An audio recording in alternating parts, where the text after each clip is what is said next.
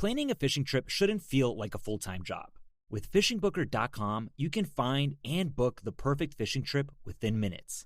Fishingbooker.com connects you with trusted fishing captains around the world.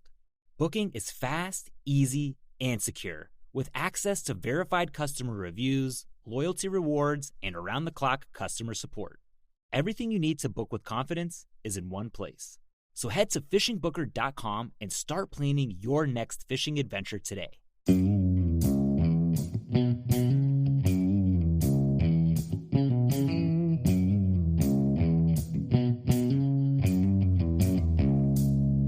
All right, welcome back to the Survival and Basic Badass podcast with Kevin and Chuck. Today, we're going to talk about the 10 essential things to prepping. Starting the prepping lifestyle, well, here's where you start. Basically, we wanted to cover some basics that if you're overlooking, you kind of skip basic steps. You kind of, the essential, like, hey, you know, here's where it all begins. Because if you don't have your life in order, then going beyond having the AR-15s and the training, you know, camp in your backyard and, you know, having your own EMT class and whatever, that's all good. But baby steps. Let's get the basics knocked out. And then we'll go hardcore. Got to be well-rounded. Well-rounded, if you will. All right. So I got to say the essentials to life are food and water, right? We can say food, water, shelter. But guess what? If you're listening to this podcast, I assume you already have somewhere to live. I hope so. You have some kind of shelter, right? Already going on? Yeah. You might be living in your car, but that's still not bad. That's shelter. Mobile home, man. You might be on the bus. I don't know if that's going to work. You know, if you're living on the bus, then you might want to get a tent. All right? I believe I have an uncle that lived in a school bus in Alaska, and he was a bit of a prepper, so I can't. Bit of a prepper. I can't. He did have the only standing structure on his property was a greenhouse where he grew pot. But yeah, I don't. The pot greenhouse, sure. But I don't. I'm not necessarily discounting his lifestyle. All right, no, they did elect a mayor. That's all right. So, you know, you can't have it all. I think it was like population 6 or something, but, you know, whatever. All right. So, basically, food and water. So, basically, all right. So, number one in my book is my top 10 preps is food. So, to me, like this could be any level, but absolute minimum. You say 1 or 2 weeks? I'd say minimum is 1 week. Minimum is 1 week. Yeah. All right, that's where we're starting. And when I say minimum, what I'm talking about is get this one step taken care of, and then like I want you to get these 10 steps knocked out of basics, then start growing it. Right. Like, because some people will be like, "Oh, I need 6 months of food storage." Well, that's great. But you skipped huge, obvious, gaping loopholes when you went to the other. So this is the get these in order and then start going back and saying, all right, it shouldn't be 1 week. It should be right. And now as we talk about this, what I want to also add in here as we go is layering your preps. In a sense, you know, you have a week of canned food and vegetables, canned meats, MREs, bags of rice. Maybe you have a week's worth. But you also need to think about a garden. You need to think about foraging for food. Rabbits. You need to think about Chickens. raising rabbits or raising chickens. All right. You need to think about, trapping, hunting. These are all things that, the more skills you have and the more backups you have, the less you have to worry about it. Now, that's not necessarily for the beginning prepper, but just to put it out there. So what I would say with the beginning prepper is focused on the canned vegetables, canned meats. The 25-pound bag of rice from Walmart. Seal it up in a 5-gallon bucket in a bag, and just have it. White rice lasts for a long time. MREs are great. They're not too expensive. You can get them on the internet. I think they're about $5 or $6 a piece. I know My Patriot Supply, you buy a basically they have like a month food storage for about $99, somewhere in there. It varies week to week. You got to kind of look for it. But, all right, $100 knocked out. Right. But you know what? For a month. Now, And, mind you, that's a month for one person. Right. You're a family of 4, bam, you got a week. Done. But, all right, Chuck, I can't handle $100. But could you handle that 25-pound bag of rice for $10 at Sam's Club? That's right. Canned vegetables are about 89 cents if you can find them on sale. All right. Now, what I want you to keep in mind when you're doing this is you need to rotate your stock. Canned vegetables last a long time, but they don't last forever. Buy food that you're actually going to eat. You don't want to realize you're out of food and the only thing you have is 50 cans of tuna fish, because that can get old quick. Eating plain rice for a month isn't fun. So I want you to kind of keep in mind the food that you eat regularly and kind of rotate the food that you're storing into your meals as you replenish them. I like it. You want to touch on water real quick? I don't want to touch on water real quick. I want to expand on water. Water's important. I like to drink water. Yeah, I'm a big water guy. Water is not complicated. It's everywhere. Unless you live in Arizona or New Mexico, you might have to maybe kind of think a little bit further out on this. All right. But I want you guys to think about storing about 15 gallons per person in your family. Now, 15 gallons a person. So I go to Sam's Club. I buy the big Poland Spring with the 6 gallons of water. So 3 of those per person, and I throw those in my attic. But it's really cool if I'm rotating through. That's right. Now, all right, so we got that. But if you have water, now let me just touch on this because a lot of people are a bit crazy about their water. They are. If you're getting pure, filtered water, not necessarily what you want.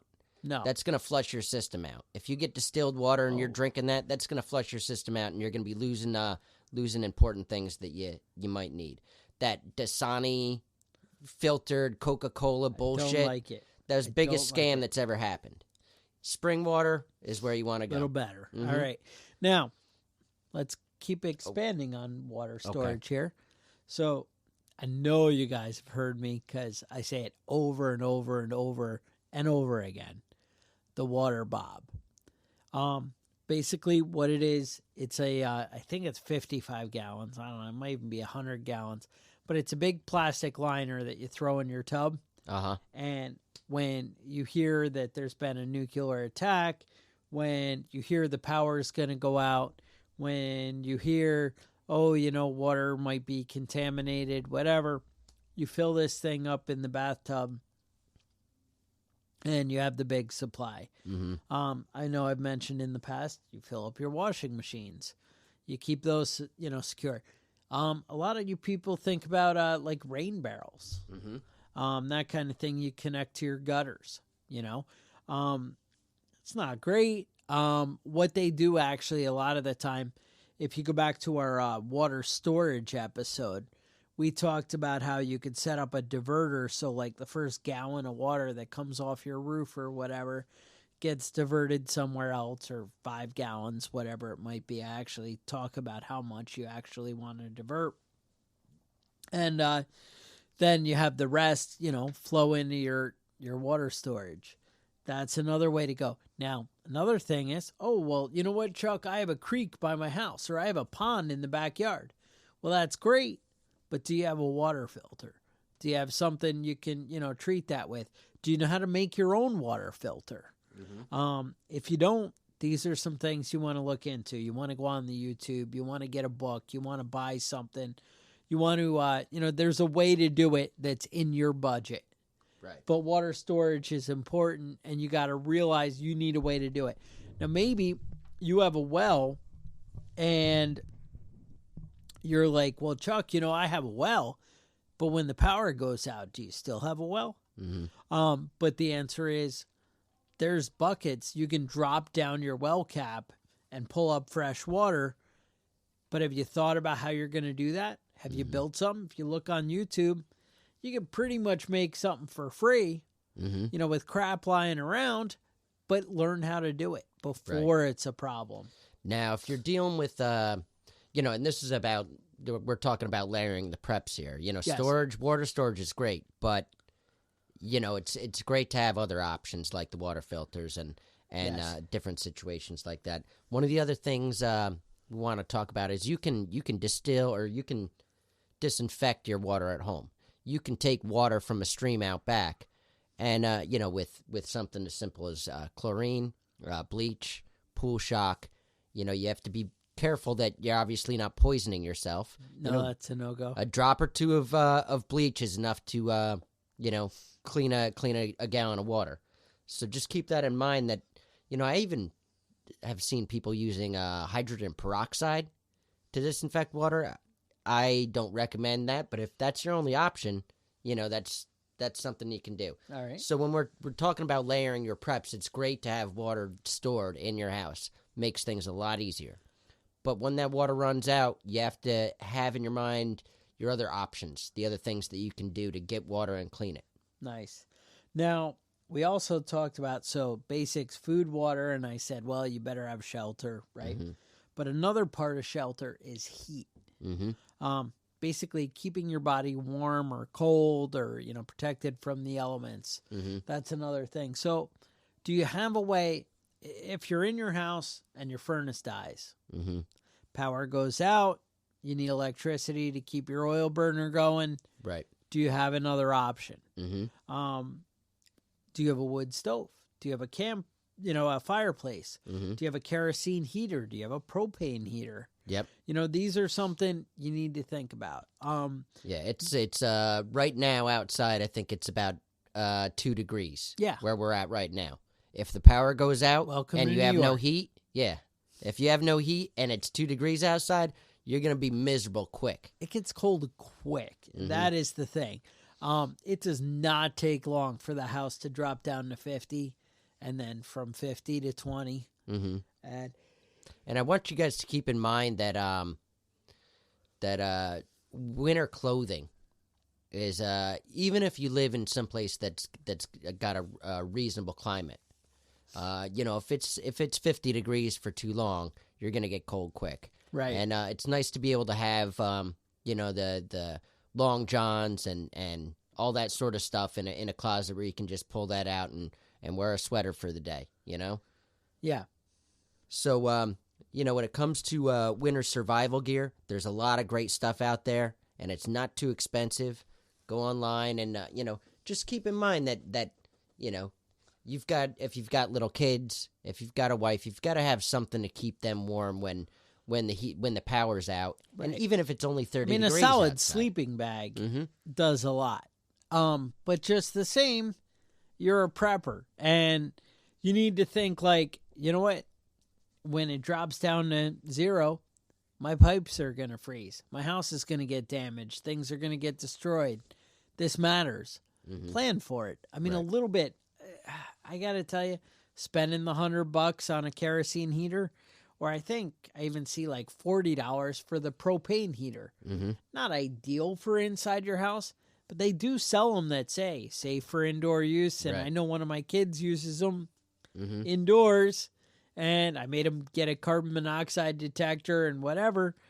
I don't think it's a great idea. But the bottom line, it's better than freezing he's not to death. dead and he hasn't froze to death. So, I mean, these are something you need to think about. That's, shelter, food, shelter, water are basics of survival. Mm-hmm. You need, as a man, as an adult, as a member of society, part of self-reliance and taking care of yourself. These are things you should be taking care of.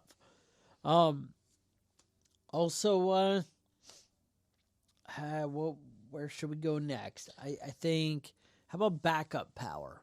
That kind of fits power. back all right, into, number 3 is this? in a shelter. Number 4. Number 4. With food, water, shelter, now backup power. Mm-hmm. Backup power may be a gas generator. Are you set up that you can hook it up to your house? Or if you can't hook it up to your house, can you hook it up to your furnace? Can you hook it up to your well? What are you going to miss? Are you going to, do you have a way to turn your electricity back on when the power goes out? or at least what you need. You know, it sucks when you have a bunch of meat or, you know, a ton of food in your refrigerator and it just all goes bad. Yeah, that's a hard thing. You know, I prepared, I have, you know, $1,000 worth of groceries in my big extra freezer in the basement, but then the power goes out for 2 days and it's gone. And that there's nothing more frustrating than that. So generators are a big thing. Solar battery chargers. If things go bad, are you going to be able to? Yeah, I've seen a lot of those online, and they're not too expensive. I know, not. Chuck, you've brought some between $15 and $20. You're charging AA, AAA batteries. I have, you know, some redundancy built into my system because I've been doing this a while. Right. But you know what? Have enough to charge one. You know, have some basics. I went with several different brands just to kind of cover my bases and hope for the best, but also solar. And, you know, maybe you're like, oh, well, you know, I'm the smartest guy in the neighborhood because I have freaking Solar City panels on my roof. Well, guess what? If you didn't buy the battery backup, if power goes out, you still don't have power. These are things you need to think about. You need to have a plan in place that you're going to be able to, you know, keep the lights on. It's the bottom line. Actually, the next thing I had is kind of lighting. You need some kind of lantern, flashlight. This would be, so we had food, shelter, water, backup power, and now lighting. Now, when I was doing my list, we kind of try and do separate things here so that we can kind of cover each other's bases. I had camping gear listed as one of my survival preps, and that includes you know, outdoor, you know, sleeping bags, toilet paper, outdoor cooking stove. You know, when it comes to food and cooking and your electricity's out and you don't have propane in your grill, then a backup camp stove can be pretty handy. But also in that list is lights, flashlights, headlamps. And if you're not using them all the time, you might turn them on and realize that your batteries are dead and you're out of luck. And I got to tell you, the key is, I mean, I have some that are my go-to that, you know I can open this drawer and there's going to be a good flashlight there. Right. And I know where more batteries are if it's not good. But then each one of my kids has their own flashlight. You know, they all have their own stuff. They all have their own supply, you know, that they're ready for. And that's important. You know, you need to be able to, you know, plan ahead and everybody take care of themselves. Because if they don't have their own, then guess what? You're going to go to grab it and it's going to be gone. You're going to find out somebody took it. Now mine, I have a flashlight. I have a headlight right next to it. The both are just sitting in the drawer right, you know, by my front door. And honestly, somebody bought me one of those silly, like 10,000 candle power freaking spotlights. But you know what? It's pretty awesome. It's almost always charged. And I do car repairs and whatever. I'll go and grab that thing. And it's great. I can see all over my yard freaking with it. And they're, $20? You see them all over. You know what I'm talking about. And, you know, and I don't have to worry about the batteries. Yeah, no, my kid was on a kick playing flashlight tag in the neighborhood with his friends. Oh, it's the end of your flashlights? Well, I opened up the drawer and I was like, what the hell? There's only 6 flashlights in here.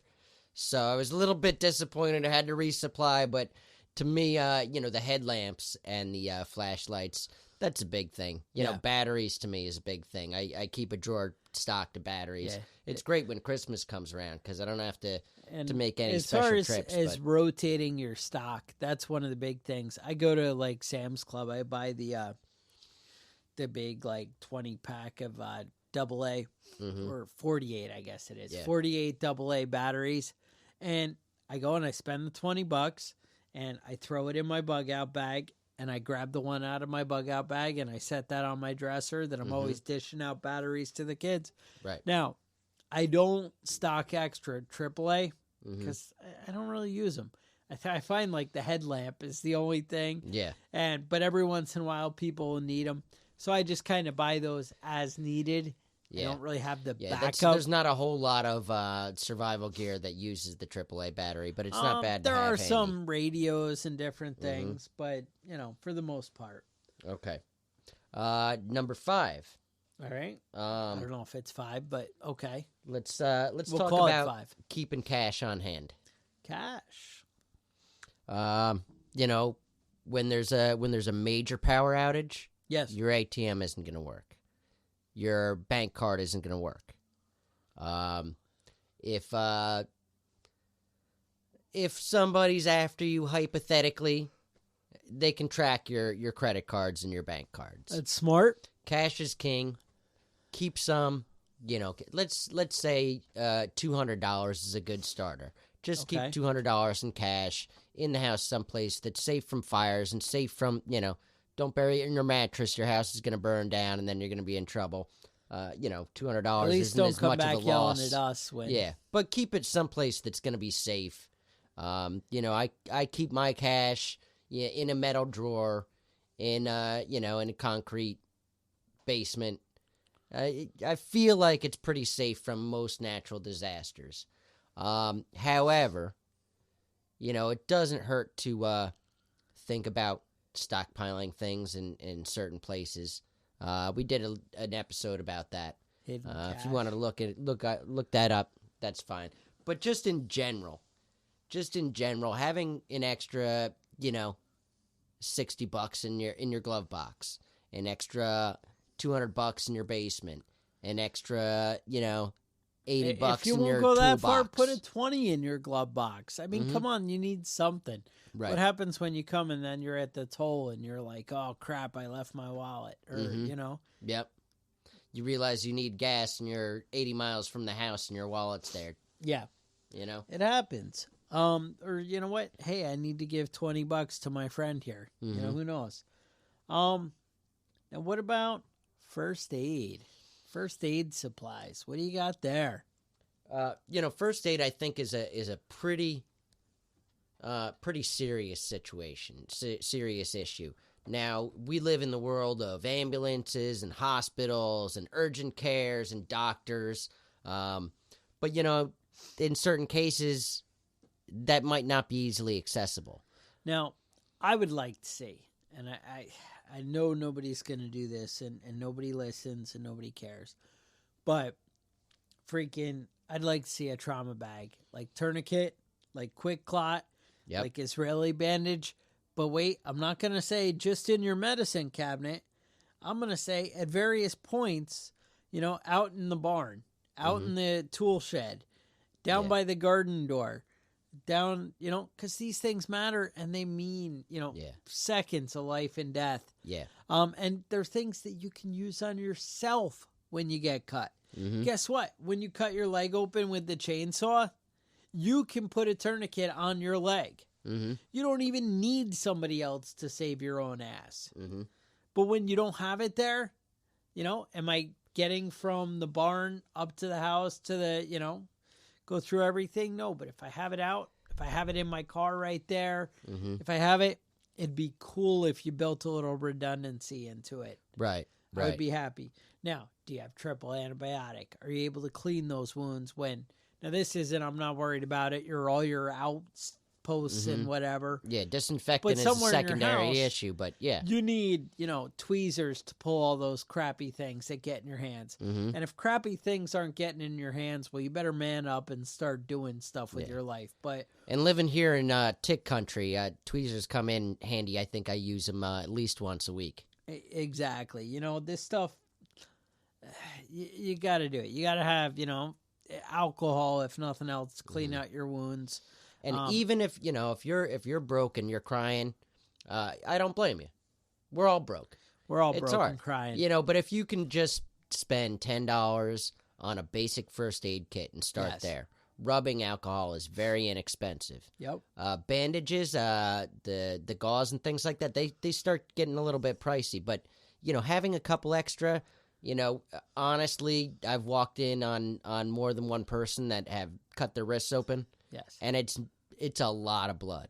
And if you can't stop it fast, you're going to have one less person Now, in I your know life. you can make your own tourniquet and whatever, but I got to say, when you cut your leg with the chainsaw, being able to freaking just grab something that's going to work right away without having to go cut your seat belts out of the car, not a bad. Which is something you can do. Works fine. I'm not knocking that, but these are, another step. Basic first aid, and keep it stocked. Don't, everybody's like, oh, I used all that stuff out of there. Yeah. That's the problem. Yeah, I've found myself there before, and it wasn't an emergency. I was just kind of going through looking for a Band-Aid and realized that that's all I had. Exactly. The stuff gets used up, and you have to kind of keep an eye on it. Now, next I would say home security. Now, Let's get into that. Because this can kind of be anything you want it to be. Like, guess what? It doesn't have to be a shotgun. It doesn't have to be an AR-15. It doesn't have to be a handgun. It can be a knife. It can be a baseball bat. It can be anything that your level of mental, preparedness, where you want to be, where you're at. Yeah. If you're like, you know what? I'm going to protect my house with a baseball bat because I'm a badass and I can just whatever. Well, guess what? Do you know where it is? Do you keep it somewhere by your door? Is it accessible? Right. Is it right there? What are you going to do when you need to plan and stage this stuff a little bit? I'd like to see you all buy at minimum a shotgun. I'd like it to be an AR-15 instead because they're just freaking awesome. But, it doesn't have to be. But do you have it accessible? Is it in the gun safe and the bullets? And I don't know. And I don't know where the gun safe key is. For a and long I don't know time, how long it's going to be. For a long time, I had my son in the house, and he was younger, and I kept the shotgun under the bed, and it was locked, and it wasn't loaded, and the key was on one side of the room, the ammo was on the other side of the room, Right? Just to keep it safe. But the truth is, he has no desire to mess around with that shotgun. Yes. He's seen it. He knows it's there. He knows where it is. He knows not to mess around with it. And, he's a little bit older now. But the truth is, if you teach your kids about guns and where they are and that they're not supposed to use them and you don't keep it loaded and the safety off, then you're pretty good. At this point in my life, my son's a little bit older, and I don't have a problem keeping a loaded gun in the house. Now it's right next to the couch, and they knock on the door, and you fire a couple. Yeah, shots. I just shoot through the door to see what happens. It happens. But, a second. Obviously, that's a joke. But a second step of that is a joke. Oh, then maybe I did go too far. But a second step of that home security is just locking your doors and your windows. Do you have proper lighting? Right. Do you pay, outside? Do you know what, motion lights, or do you have a camera? How often is it that you get robbed and then you're like, oh, shit, I guess I'm going to buy a camera now. I'm going to buy a camera now. And now it's too late, though.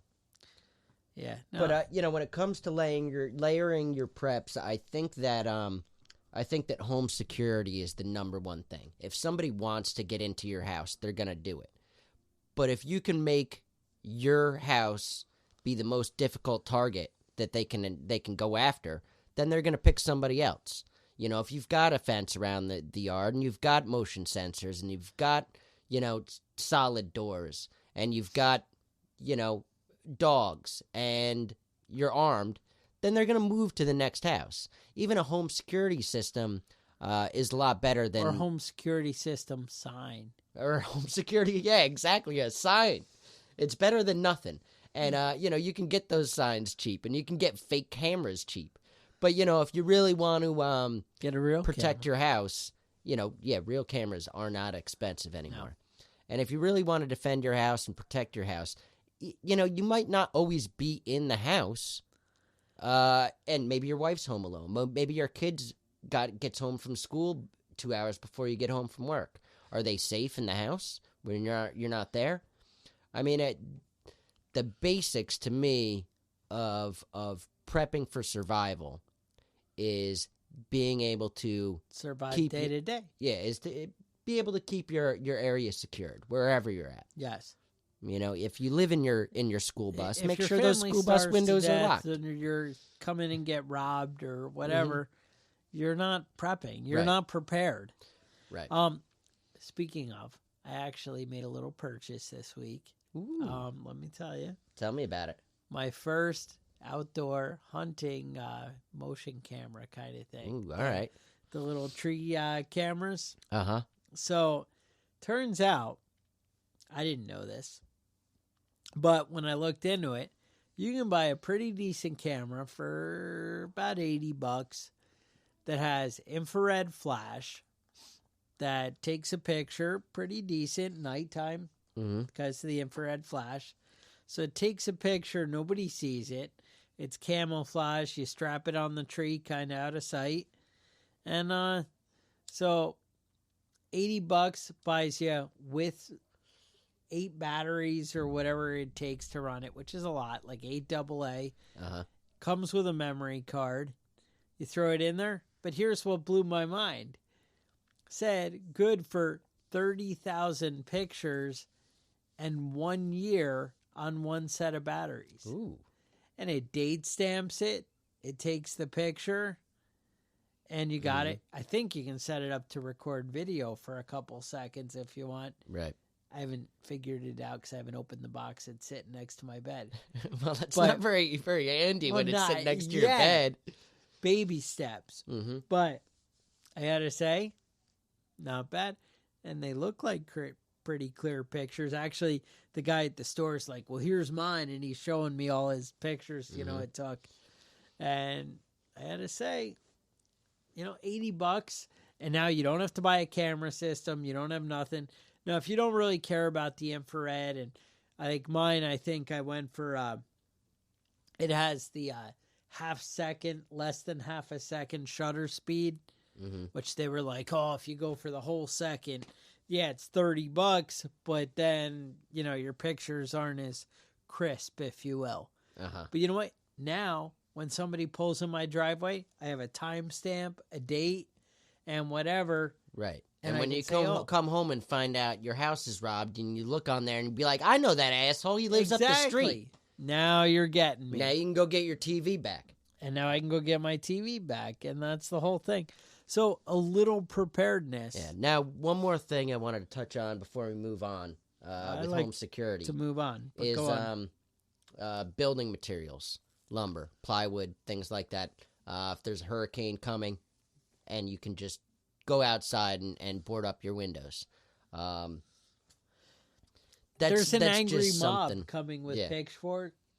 That's something to have that you can, if you've got a little bit of space, you can stack a couple of pieces of plywood up, stack a couple of 2x4s up. And honestly, if you wanted to get froggy, you can even cut that plywood to the right size for all your windows beforehand, and then just zip it up on there with a screw gun before there's an issue. All right. So that's it. I just wanted to throw that out there. Now, I think we've completely lost track of numbers. Yeah, I don't know numbers, but I got at least 2 more. All right, let's talk about guns and ammo. I thought we just did. Okay. Well, all right. Well, let's just talk about ammo. Expand on ammo storage. All right. If you're not proficient with your firearm, then you might as well not have one. If you don't have if you have a firearm and you have 10 rounds and it sits under your bed and you never shoot it, then you're not going to know what the fuck you're doing. Okay. And you need to get out there to the range with a handgun. You need to get out there with your rifle, even if it's not your range. I don't know where you live. I mean, I shoot in my backyard. Sometimes the police come driving down the street, half hour later. You're like, damn kids and their firecrackers. Yeah, no. There's a guy down the street that sets off dynamite in his backyard occasionally, randomly. I have no idea why. But now the cops come driving through every once in a while because apparently there's some crazy person out there doing something. But, when it comes to an emergency, you may not be able to run out and stock up on the ammo that you need. Right. Whether it's a 22, a 9mm Maybe your shotgun. State will be freaking insane and be like, yeah, we're banning all kinds of stuff. Right. and there's a run on things. Mm-hmm. You don't know. Yeah, so it's best to have a stockpile of that. And ammo is great because it's not like it's going to expire after 6 months. No. You know, it's something you can hold on to for a while. You can buy in small increments. You can just have a stack, have it set aside. Do you think I should worry and I should just go shoot all my ammo just in case and then buy new? Yeah, I think so. I think that's Keep the it best fresh. bet. Yeah. Yeah. Best bet. Fire it all off now. I mean, if you guys at home, I think that you guys should all fire off all your ammo right now. And then go buy it. And then go buy more. I expect you to replace it. Yeah. Maybe replace it before you fire it all off. But, you know, if you don't know how to use your guns, then they're not a whole lot of use to you. What is it they say? Most people don't need the $2,000 AR-15. They need a $500 AR-15 and $1,500 in training. Yeah. Yeah. Yeah. Let's say put some time with it. Get from it. I had to say, when you're comfortable with it, I mean, I know when I go out and I'm using it every day for a week, and then it's like old hat. You know, it's like nothing. It's your right hand. You know, makes a big difference. All right. What's next on the list? I get to pick. You the get next to pick one? the next one. All right. So I actually had radios. Okay. Now initially, like I'm going to expand on this. A radio is AM, FM, and I'd like to see weather band. Right. These are nice to be able to kind of see what's going on around you. Now, I would also, again, that's your minimum essential. Mm-hmm. Power goes out, world ends, you need some kind of battery radio to, hey, what's going on in the world? And guess what? When the government wants to broadcast shit, they're always doing it on the weather band, and then they do it on the AM, FM as a redundant. Something to be aware of. Now, I'd love to see you expand that into like walkie-talkies and, you know, your Cobra radios and that kind of thing like you have in your boat or wherever. Mm-hmm. But then I'd like to see you expand it and develop in a ham radio. Mm-hmm. But again, these are, you know, steps. Right. Increments. Right. If you have to start off Day with one, a piece of wire and 2 cans. Day one is your AM, FM radio. Right. A month into prepping, I'd like to see you order that one that's got the hand crank, so it's always rechargeable, and it has the weather bands on it. Mm-hmm.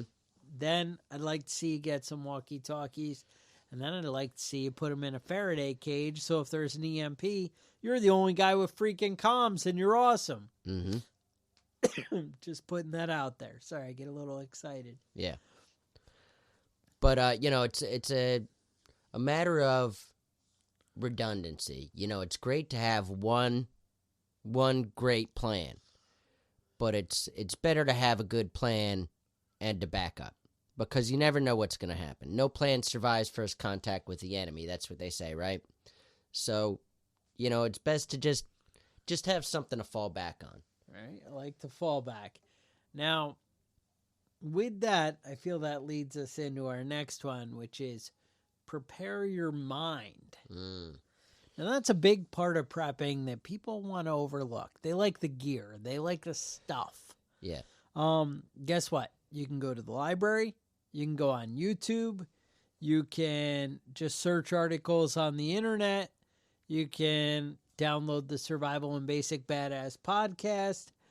Or you can buy some books. Mm-hmm.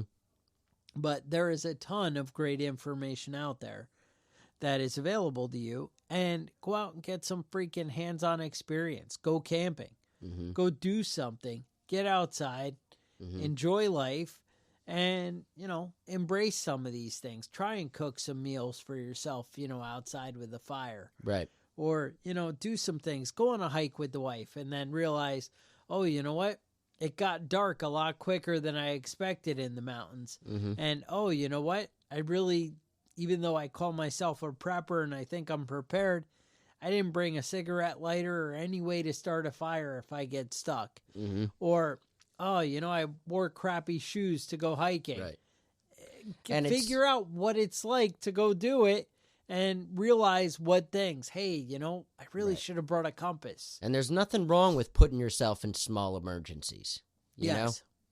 put yourself in a difficult situation, not a dangerous situation, but a difficult situation. And, if you go out into the woods, maybe someplace that you regularly hike, go out there without anything.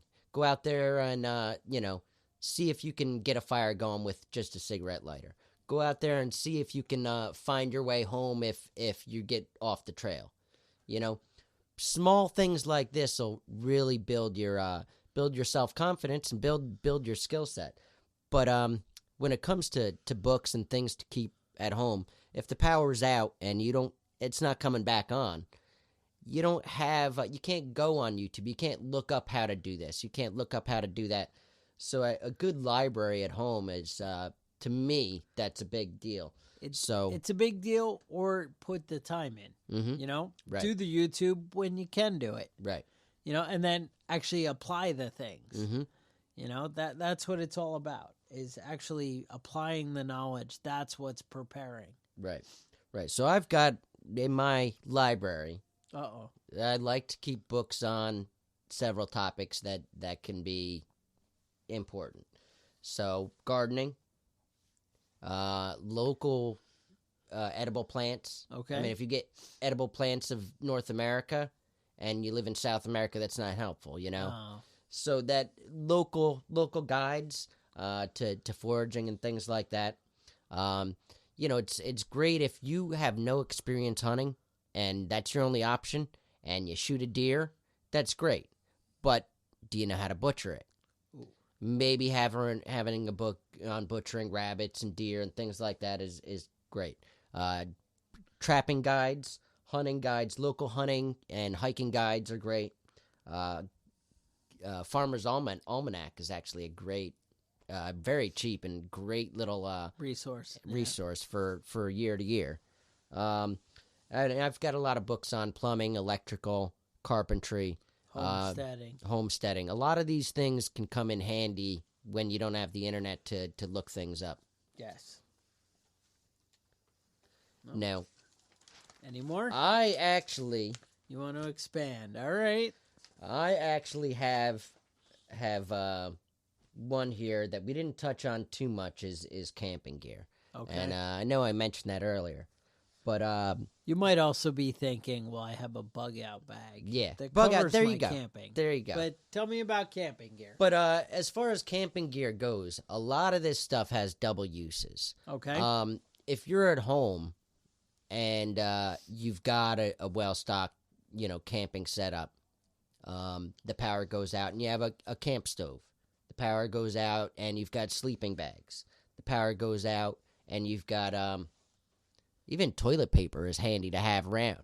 Because wiping your butt with dried leaves, it's not pleasant because you've got, you're walking around the rest of the day with leaf crumbs in your butt crack, and it's not enjoyable. It does make for an unpleasant trip. Tent that you know how to actually set up. Survival knife, also important.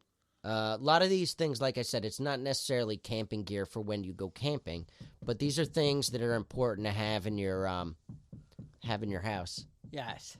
So that's pretty much everything I've got here. Now, again, what we're worried about is we know that prepping can be overwhelming. Mm-hmm. We know it can be a lot to take in, but you really need to cover the basics before you jump into the big. Mm-hmm. And now I think in the next weeks we're going to jump into the big. I like jumping into the big. Yeah. But, the basics. Make sure you got your core solid. Mm-hmm. And then grow it. Then dig deep into the food storage and really, step it up. Then, work on, hey, these are all the ways I can find water and I'm awesome. Right. Then keep growing it. But, cover the basics, make sure you're well-rounded, and you don't go overboard on one end without, taking care of where you need to. Right. And I think over the next couple weeks, we've got some interesting topics coming up. I'm very excited. Very excited. I've got a big list of exciting things that I've been writing down. So I know we've gotten a few emails. Okay. One of them was specifically about fences and fencing. Fences, perimeter guarding. Yeah. That kind of So thing. I think we might get into that in the next couple weeks. I know you guys are fascinated. Yeah, it by seems like a fencing. boring topic. You're like, oh, well, I can have a split rail fence, I could have a stockade fence, or I could have a barbed wire fence. This is so exciting. But, So, I mean, the possibilities are limitless. That's right. That's right. Maybe a stone fence. Well, now we don't even have to do the fencing. I just show. ruined the Where whole It's all episode? covered now. Oh, all right. Sorry. But yeah, I think we've got some interesting things coming up. And if you guys have some ideas you want to hear about, send us an email. I'd love to hear some ideas, some topics. We've definitely got a lot of ideas from listeners as far as things that we're covering. So if you guys want to email us at preppingbadass@gmail.com. Sounds right. You can email us and let us know what any of your ideas are. Message if you just us on wanna, Facebook. Yeah, if you just want to say hi, that's fine. You're okay with that? I'm all right. I'll say hi back. You're a nice guy. I'm a nice guy. All right. So with that, stay safe, and we'll talk to you guys next week.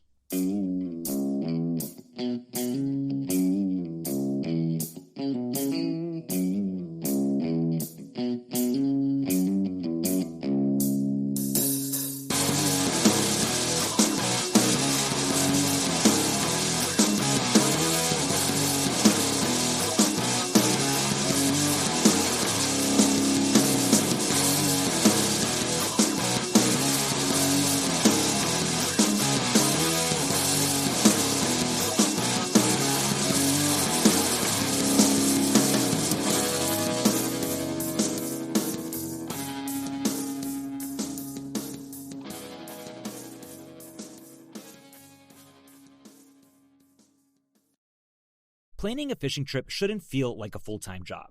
With fishingbooker.com, you can find and book the perfect fishing trip within minutes. Fishingbooker.com connects you with trusted fishing captains around the world. Booking is fast, easy, and secure, with access to verified customer reviews, loyalty rewards, and around-the-clock customer support. Everything you need to book with confidence is in one place. So head to fishingbooker.com and start planning your next fishing adventure today.